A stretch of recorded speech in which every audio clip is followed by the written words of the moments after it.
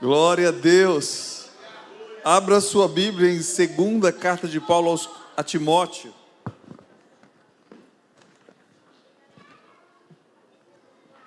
Segunda carta de Paulo a Timóteo, capítulo 2.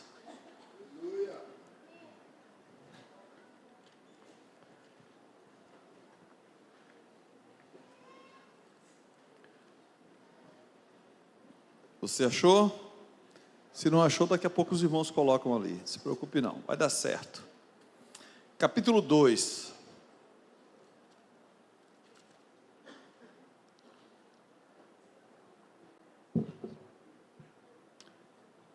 Diz assim a palavra.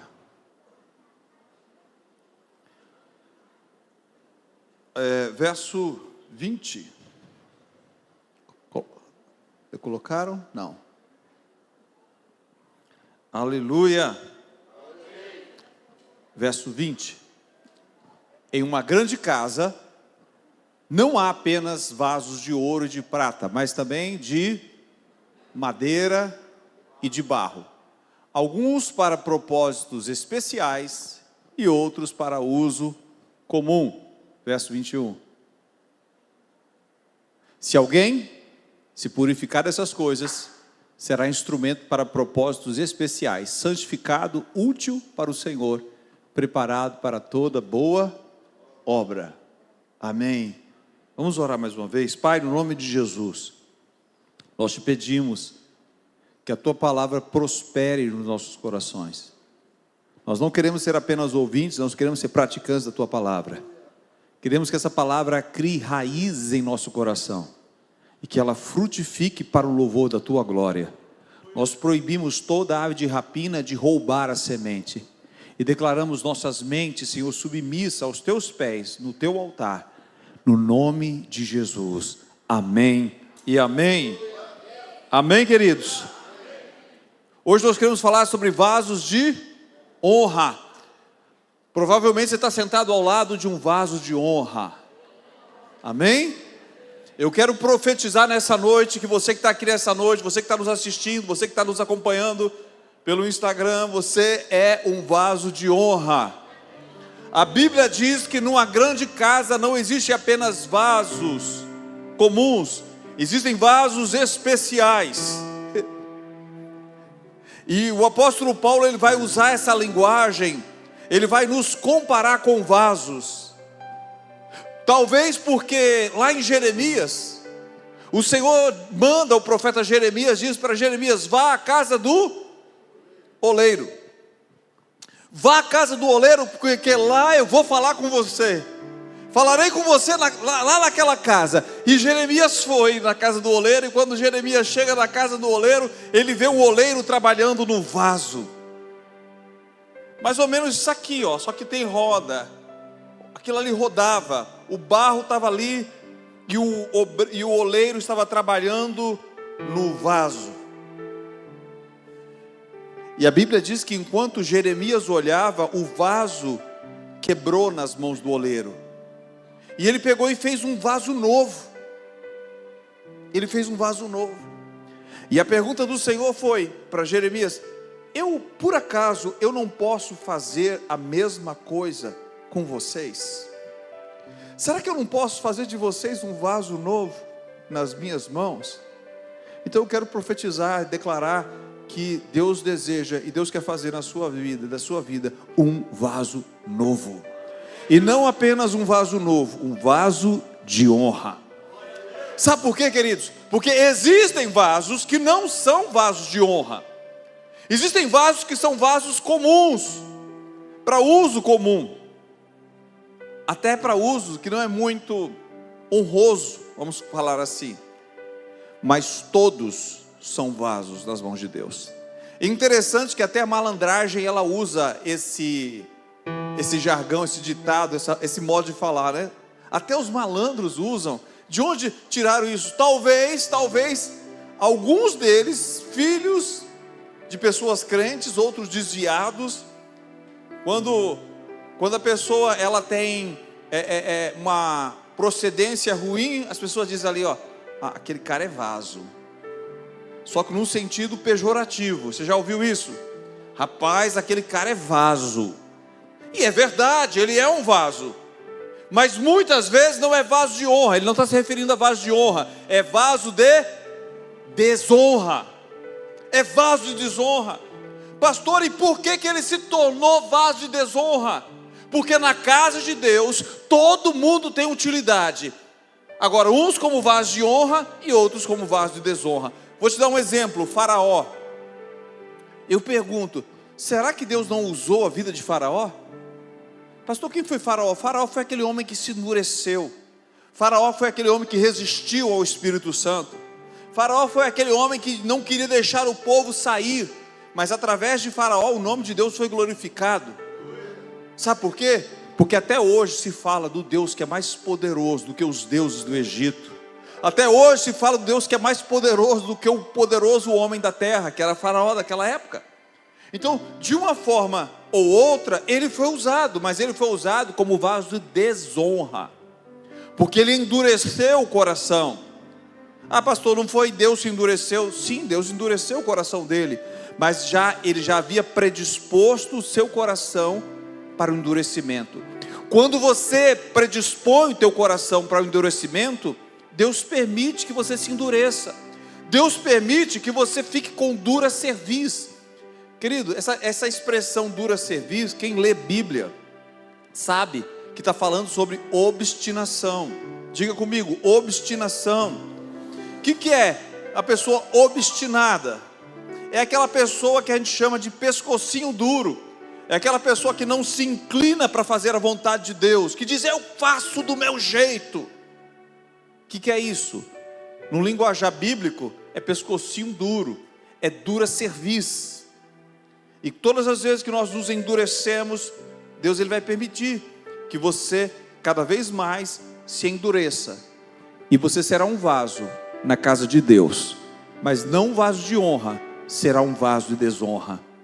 Mas nessa noite eu não estou aqui para falar que você vai ser vaso de desonra. Eu estou aqui para exortar você, para incentivar você, para edificar você e dizer para você que você é um vaso de honra nas mãos do Senhor. Amém, queridos? Em nome de Jesus. É por isso que você está aqui nessa noite. Aleluia. E o apóstolo Paulo, quando ele escreve a Timóteo, ele vai dizer isso: de sorte que se alguém se purificar dessas coisas, será vaso para honra. Perceba no versículo 21 que ele diz, se você se purificar, você será vaso para honra. Então a pergunta é, o que determina se eu serei um vaso de honra ou se eu serei um vaso de desonra? Ah, pastor, é porque Deus escolheu uns para ser vasos de honra e outros para ser vasos de desonra. Isso é mentira do diabo. Deus não escolheu você para ser vaso de desonra. Escuta bem, Deus não te escolheu para ser vaso de desonra. Deus escolheu você para ser vaso de honra, mas Ele te dá a opção. É por isso que no versículo 21 diz, de sorte que se alguém se purificar dessas coisas, será vaso de honra. Nós precisamos esclarecer isso, porque se você tiver um conceito errado, se você tiver um entendimento errado das Escrituras, você pode pensar, pastor, não tem jeito na minha vida, eu sou vaso de desonra, eu sou ovelha negra da família. Querido, por pior que você seja, se você se submeter à voz do Espírito Santo, você vai sair dessa noite aqui como um vaso de honra nas mãos do Senhor. Você vai sair como um vaso de honra nas mãos do Eterno. Amém? Nós só precisamos receber isso, daquilo que Deus está falando ao nosso respeito. Eu li a história de Thomas Edison, que quando criança recebeu uma carta da professora e disse, não leia, entrega para tua mãe. E o menino Thomas Edison entregou a carta para a mãe, e disse, mamãe, o que está escrito na carta? E a mãe, lendo para ele, disse assim, você é um menino excepcional, acima da média, e nós não temos professores que sejam capazes de te ensinar. Nós, por isso, te pedimos que a sua mãe, que a mãe ensine em casa. E aí o menino deu aquele sorriso enorme. E a mãe passou todos os dias da sua vida ensinando ele em casa. E Thomas Edison se tornou um gênio, um cientista brilhante que encantou o mundo. Mas ele conta que quando ele já estava adulto, ele encontrou aquela carta da mãe. Aquela carta que a professora havia enviado, aliás.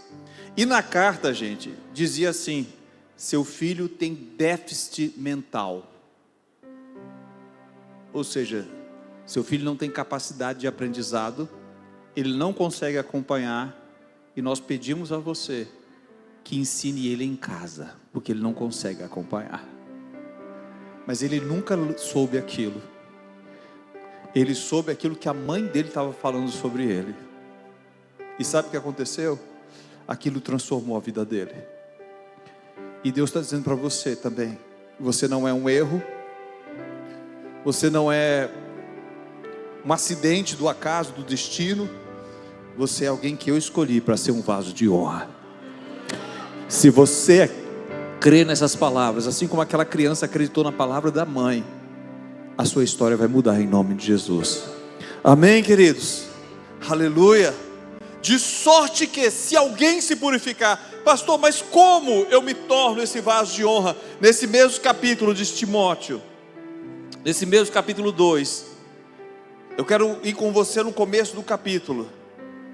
Capítulo 2, versículo 1, ele vai dizer assim: portanto, filho, fortifique-se na graça que há em Cristo Jesus, e a palavra que você ouviu dizer, na presença de muitas testemunhas, confie a outros homens fiéis, que também sejam capazes de ensinar a outros.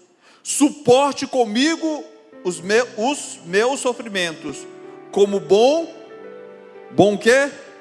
Soldado de Cristo Jesus.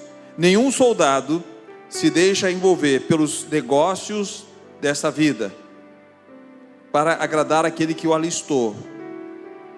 Semelhantemente, nenhum atleta é coroado como vencedor se não competir de acordo com as regras.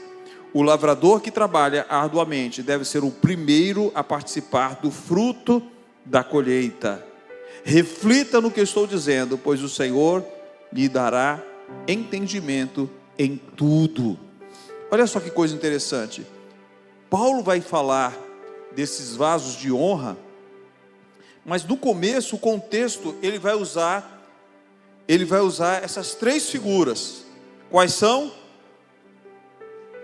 Quais são? Soldado, que mais?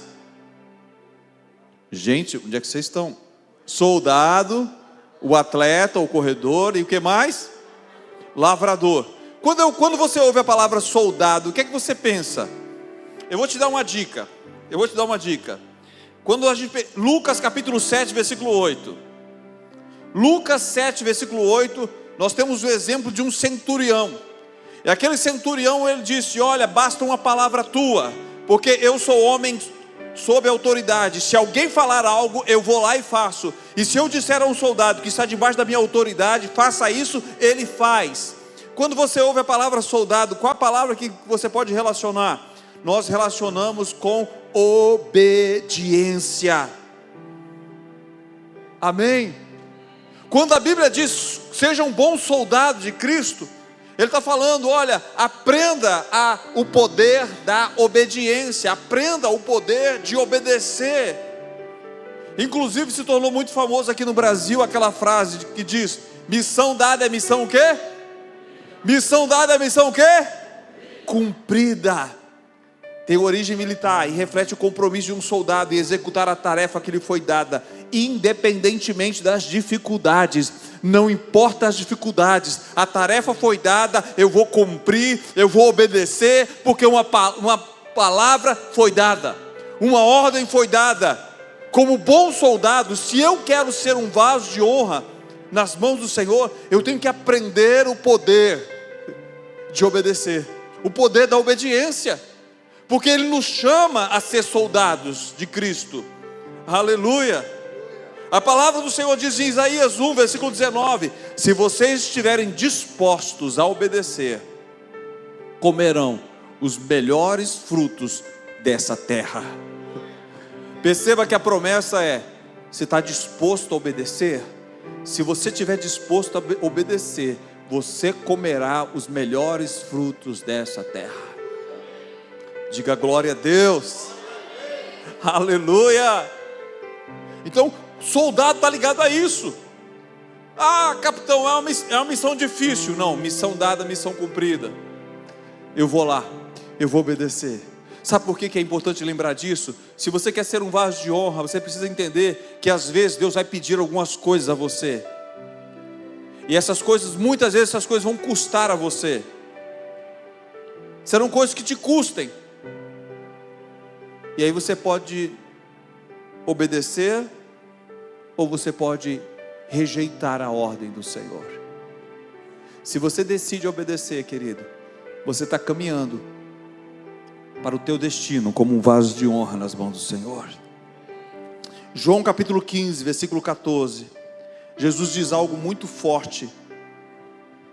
João 15, ele vai falar: eu sou a videira, vocês são as varas, meu pai é o agricultor. E no versículo 14 ele diz: vocês serão meus amigos, se fizerem o que eu lhes ordeno. Eu pergunto, quem é amigo de Jesus? Quem é amigo de Jesus? Verso 14 de João 15 diz: meus amigos são aqueles que fazem o que eu ordeno. Se ele diz algo para você e você não faz, você não é amigo dele. Agora, quando ele diz algo e eu me submeto, eu quero fazer, eu vou lá e faço, mesmo que às vezes eu não queira. Pastor, vai ter coisas que Jesus vai pedir para a gente que a gente não vai querer fazer? Tem. Nem sempre a sua vontade vai casar com a vontade dele. Mas quando a sua vontade não casa com a vontade dele, e mesmo assim você obedece, você recebe muito mais louvor de Deus, porque ele sabe que aquilo custou um preço para você. O rei Davi disse: não darei ao Senhor algo que não me custe. Eu vou dar algo que glorifique a Deus. Às vezes pode até estar doendo, mas é para obedecer. Eu vou obedecer. Amém? Você está entendendo, querido? Você quer ser um vaso de honra nas mãos do Senhor? Aprenda a obediência. Não fica colocando desculpas. Missão dada é missão cumprida. Obedeça. Quando você começar a obedecer, você vai entrar em outro nível. Porque às vezes nós damos muitas desculpas para não obedecer. Esse é o soldado. E o atleta, pastor? Qual é a palavra que nós lembramos quando falamos de atleta? Para mim é disciplina. E onde é que nós encontramos isso? 1 Coríntios capítulo 9, verso 25. 1 Coríntios 9, 25 diz assim: todos os que competem nos jogos se submetem a um treinamento rigoroso. Diga assim: treinamento rigoroso, para obter uma coroa que logo perece. Você sabe que no tempo do apóstolo Paulo, as coroas que os campeões recebiam era folha de louro, era mato. Era mato. Aquilo tinha uma glória temporária, mas aquilo murchava. Hoje em dia o pessoal ainda recebe a medalha de ouro, ou algo parecido. No tempo do apóstolo Paulo era uma coroa que murchava, mas nós temos uma coroa que não murcha. Eles tinham um treinamento rigoroso para obter uma coroa que logo perecia, mas nós fazemos para ganhar uma coroa que dura para sempre. Treinamento rigoroso é para aqueles que entendem que vão ganhar uma coroa que vai permanecer para sempre. Amém?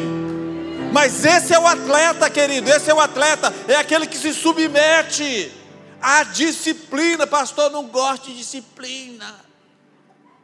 Como é que você quer ser um vaso de honra, se no capítulo que está falando de vaso de honra, está falando de atleta, está falando de se submeter? Querido, nós precisamos entender que nós não podemos fazer simplesmente o que queremos fazer. Nós devemos fazer o que nós precisamos fazer. Aleluia! Às vezes você acorda sem vontade, Principalmente se for um dia de chuva, de frio, e você tem que acordar cedo para ir trabalhar. Mas aí você levanta e vai.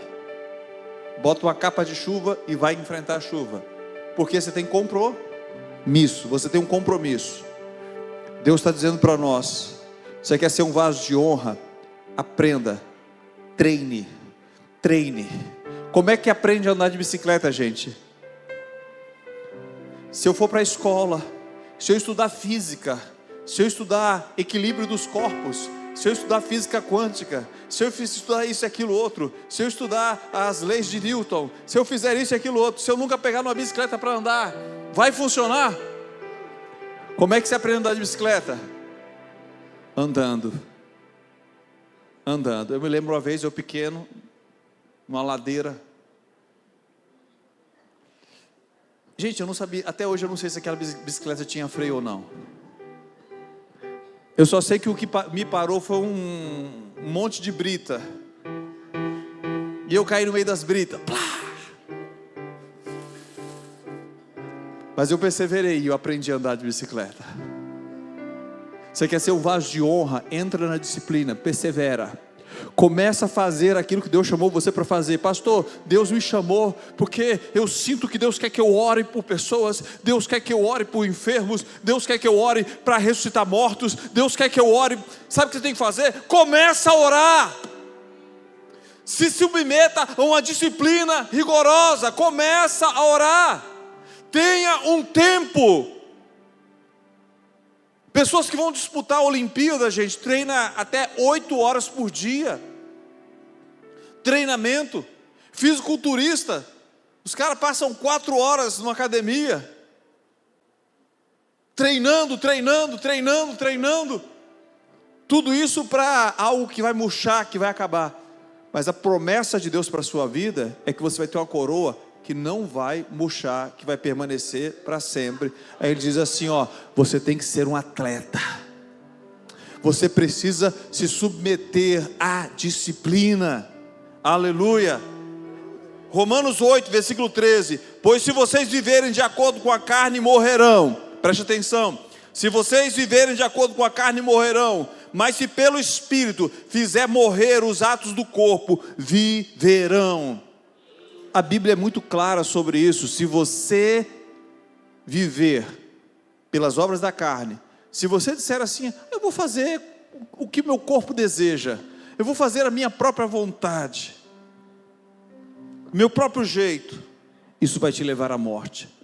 Mas se você aprender a usar disciplina sobre o seu próprio corpo, sobre a sua própria vida, se pelo Espírito você fizer morrer os atos, as obras do corpo, você vai viver. Deus está dizendo para você, eu quero te usar como vaso de honra, mas você precisa aprender a fazer morrer as obras da carne na sua vida.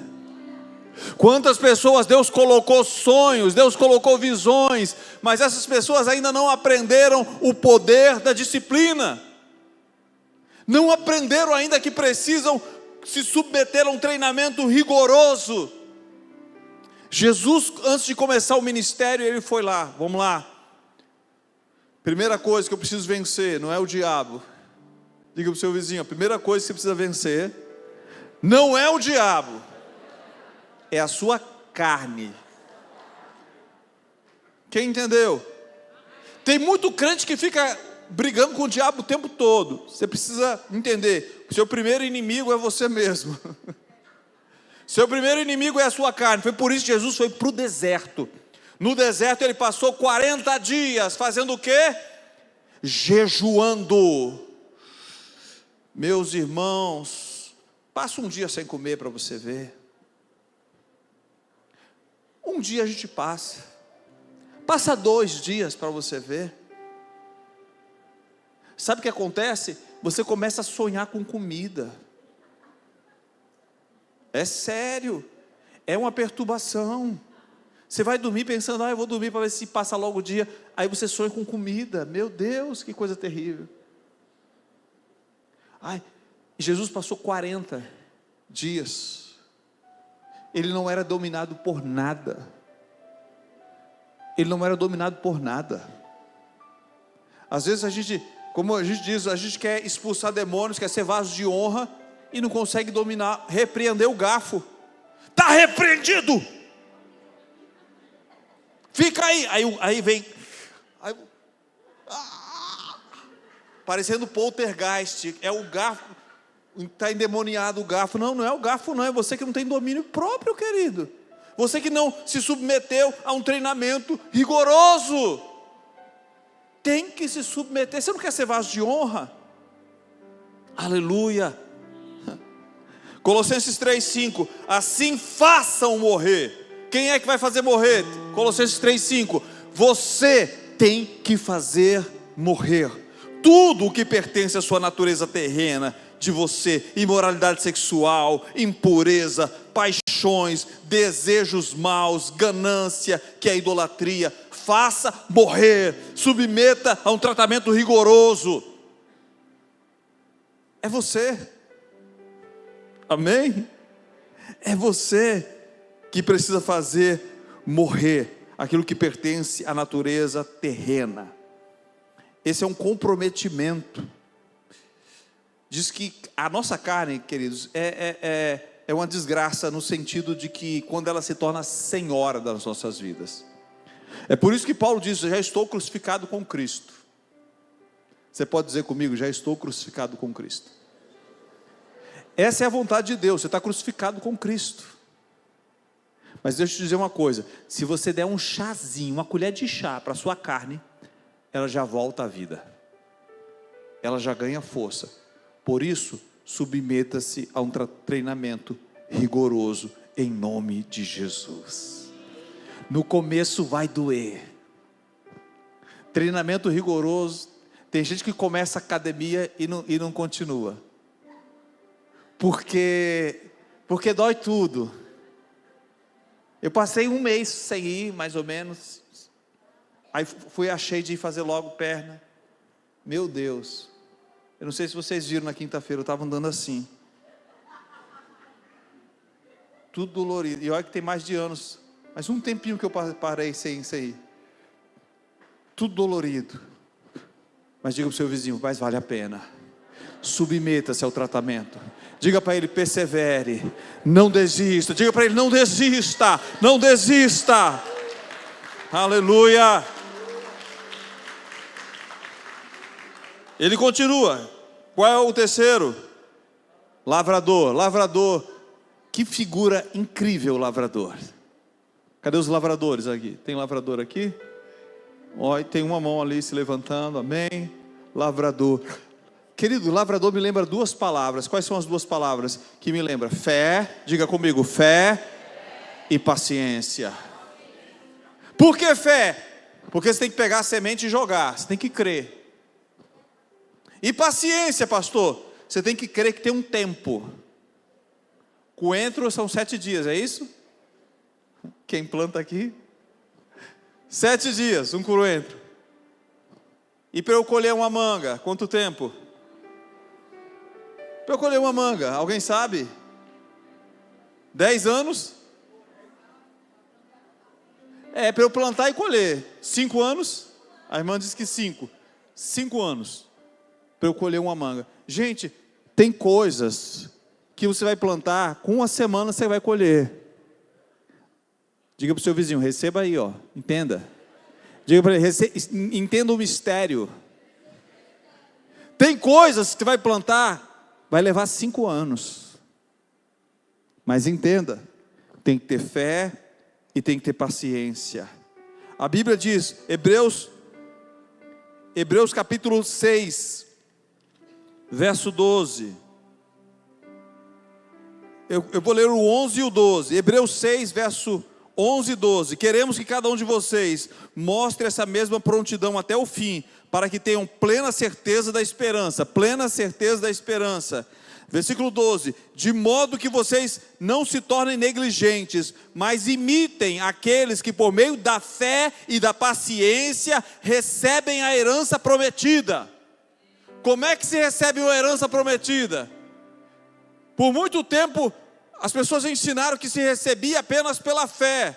Mas a Bíblia está dizendo aí no versículo 12 que é por duas coisas que você recebe algo de Deus: é pela fé e pela paciência. Tem pessoas aqui que têm fé, mas não têm tido paciência. E Deus está dizendo para você: você precisa ter fé e você precisa ter paciência. Amém? Porque é assim que o lavrador, ele espera. Ele crê, mas ele espera. Ele sabe que Deus é fiel. Aleluia. Glória a Deus. Glória a Deus. Tiago 5:7.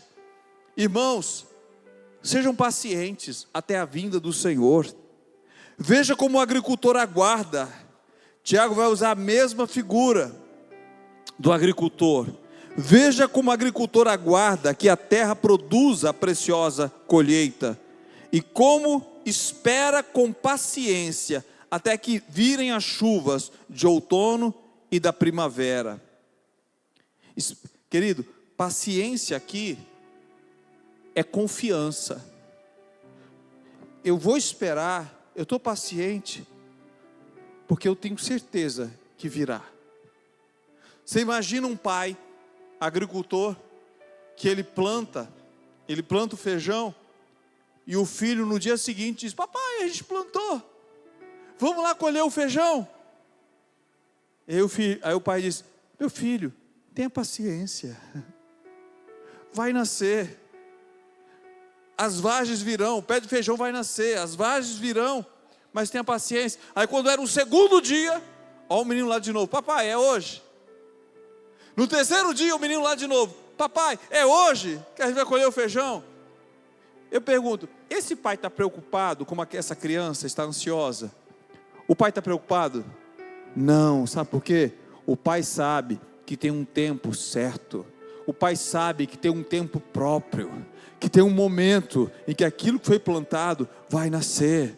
Então tem que ter fé, tem que ter paciência, tem que ser como lavrador. Querido, quando você começa a entender essas coisas, o diabo não consegue roubar aquilo que Deus está colocando na sua vida. Deus quer fazer de você um vaso de honra, mas às vezes o diabo tenta, pela impaciência, ele tenta roubar de você o que Deus tem para você. Pastor, mas eu tenho tido fé. Pastor, mas eu já lancei sementes. Você já teve fé, você lançou sementes, agora Deus está dizendo para você: tenha paciência. Salmo 40, verso 1: esperei com paciência no Senhor, e Ele se inclinou para mim. Quando eu tenho essa convicção, quando eu tenho esse coração, a Bíblia está dizendo, quando eu estou ali: Senhor, eu sei, virá, vai acontecer. Não há ansiedade. Está como aquele pai, ele sabe que vai nascer as vagens, ele sabe que o feijão vem, ele sabe que ele plantou, ele sabe que a parte que ele deveria fazer, ele já fez, mas agora ele precisa aguardar com paciência. Ele sabe, e porque ele sabe, ele guarda, ele protege o coração dele. Aleluia, ele tem essa viva. E quando nós fazemos isso, o que a Bíblia diz? O Senhor se inclinará para mim. Que imagem linda! Como que Deus é esse, gente, tão grande, que se inclina para você? E por que Ele vai se inclinar para você? Porque você está aguardando com paciência. Você lançou a semente, e agora você crê, você está honrando a Ele. Você sabe que vai acontecer. Ele diz: eu vou me inclinar para você. Todas as vezes que Deus se inclina em direção a alguém, um milagre acontece. Você pode dar uma salva de palmas a Ele?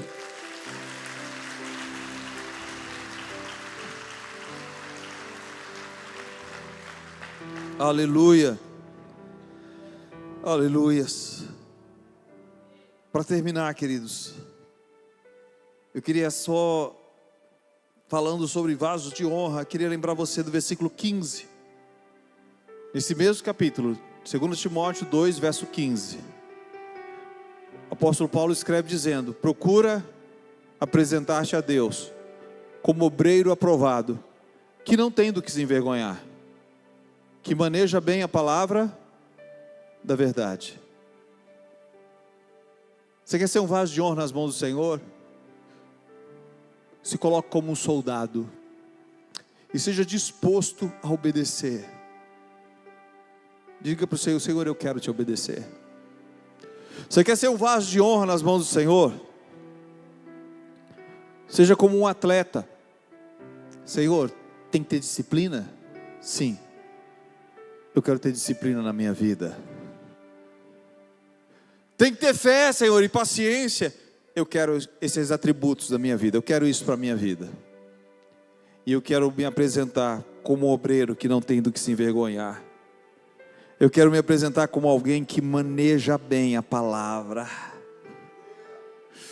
Paulo está usando a imagem de uma espada. Maneja bem a verdade, a palavra. Tem que saber manejar a palavra. Você quer ser um vaso de honra nas mãos do Senhor? Aprenda a manejar a palavra. Gasta tempo com a palavra. Sai do TikTok, sai das redes sociais. Gasta tempo, vá ler Bíblia. Vá ler a palavra. Depois de ler, gasta um tempo, ora. E eu tenho certeza, queridos, que o que está no verso 21 vai se cumprir. Vamos terminar com ele? Abra a sua Bíblia, por favor. Coloca aí, por favor. Nós começamos com ele, queremos terminar. Verso 21. Se alguém se purificar dessas coisas, será instrumento para propósitos especiais, santificado, útil para o Senhor e preparado para toda boa obra. Aleluia. Eu quero convidar você a se colocar de pé.